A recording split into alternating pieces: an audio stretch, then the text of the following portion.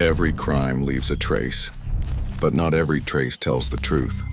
Tonight we follow one suitcase, one secret, and the silence of a small town, starting with Whispering Wolf.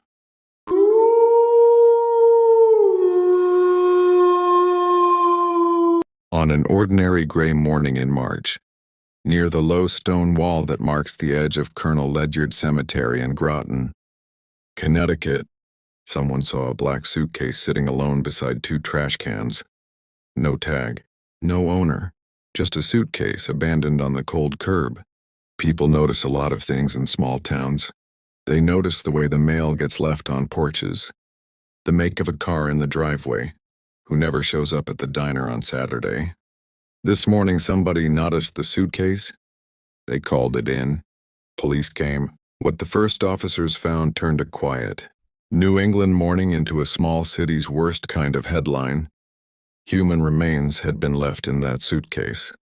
The discovery set off a chain reaction, emergency calls, detectives, and an online rumor mill that would soon whisper the word, "Everyone fears serial killer." For weeks the story spread. Other remains had been reported across the region. People connected dots that may not have been connected at all. But the truth, as investigators slowly put the piece together, was not a roaming stranger preying on random victims. It was a woman who had been out of touch with her family, and a man who had shared her apartment. What began at a cemetery curb would lead detectives back to the quiet street, where neighbors spoke quietly, and doors that once stayed open now stayed closed. The woman found inside the luggage was later identified as 58-year-old Suzanne Warmser. Family members reported she had been out of touch for months and had missed family events she never missed before. That absence had been worrying, but not yet alarming, until the black suitcase changed everything. The torso discovered near the cemetery had been wrapped and concealed. The discovery sparked a homicide investigation and set investigators to work trying to answer the simplest question of all: who and why. Detectives moved carefully. They canvassed neighborhoods, checked cameras, and followed any lead that might explain why a body had been left at a cemetery entrance. The case did not give up its secrets easily. For nearly 6 weeks, the investigation was a closed, methodical effort to match forensic evidence with movement and motive. Social media, however, did not wait. As fragmented reports of other remains surfaced in nearby areas, online posts and chat groups began to stitch those fragments into a single, terrifying narrative: a serial killer traversing New England. Police cautioned against joining the dots on Facebook and X, warning that speculation could both impede the investigation and frighten communities for reasons that might not be true. In the course of their work, investigators turned their attention to the victim's immediate circle. Suzanne had lived in an apartment on Allen Street, an ordinary building with ordinary tenants. One person who'd lived there with her stood out in the official timeline: a 68-year-old man named Donald Coffel. Neighbors, records, and witness accounts soon put him squarely into the path of investigators. As the investigators collected evidence from the apartment and interviewed people who had seen or spoken with those who lived there, the case began to tighten. Investigations hinge on small, stubborn facts. In mid-April, a citizen tip gave detectives a new direction.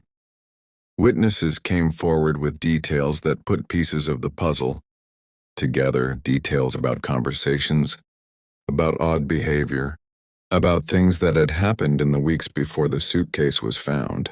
Over days of interviews and searches, police connected forensic traces from the apartment to the remains, and statements from witnesses lined up with those physical findings. The pattern merging in the warrants and reports was grim, and by late April the evidence had grown strong enough for an arrest. On April 25th, Groton police arrested Donald Coffel. According to reporting from local outlets and the arrest warrant, investigators say Coffel admitted during a later interview to striking Suzanne and later disposing of her body.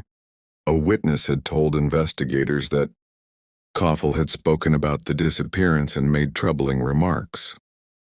That witness's account helped prompt the questioning that ultimately led to the suspect's admission. Law enforcement described the killing as a targeted event between people who knew each other, not the work of a remote predator. Officers repeatedly stressed that the arrest answered at least this question: the discovery at the cemetery was not part of a regional serial spree. So why did Suzanne Wormser die? Strip away the noise and what remains is not a cinematic conspiracy, but a pressure cooker inside a small apartment. Investigators found a tangle of stresses: money problems, long-running disputes, accusations over property, plus hints of drug use in the background. It wasn't one clean motive. It was a pile-up. A fight that had been building for months finally crossed a line. The picture that emerges is simple and ugly. Financial strain squeezes trust. Small things go missing. The arguments get meaner, more frequent, more physical. By the time the last confrontation erupts, the motive isn't a single word, it's resentment, debt, and desperation feeding on each other. Police later described the killing as targeted between people who knew each other, not the work of a stranger. Afterward, fear takes over. Instead of calling for help, he tries to erase the crime, cutting the problem into pieces and packing it into a black suitcase, an act born not from grand design, but from panic and self-preservation. That cover-up isn't separate from motive. It's the last desperate move in the same spiral. Protect yourself at any cost. After his arrest, Coffel was held on a sizable bond and was scheduled to appear in court. Legal proceedings began and the case moved into the system, where the next steps would normally be arraignment, discovery, and a trial if the state moved forward. But before the court could run its course, news arrived that complicated the story again. Coffel had died in custody.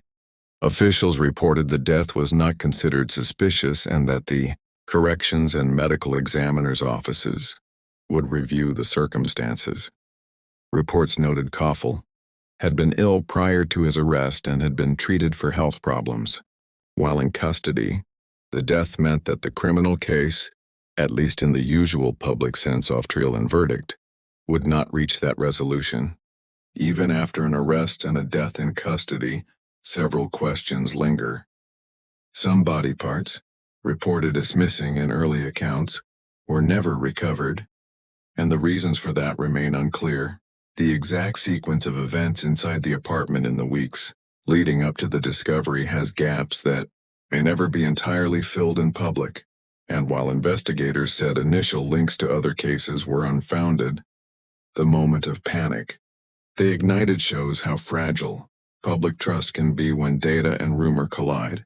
If you take away one thing from this story, let it be this: true crimes are rarely tidy. They do not always fit the archetype we want to assign them. Not always a lone, mythical predator. Not always a motive we can neatly tie with a ribbon. They are messy, human, and devastating, and when headlines shout, the quieter, harder task is to sit with the facts as they are confirmed, to grieve for those who cannot speak for themselves, and to let the formal system of investigation, evidence, and law do its slow work. If you enjoyed this story and want to hear more mysterious and unsolved cases, don't forget to like the video and subscribe for the next chilling tale.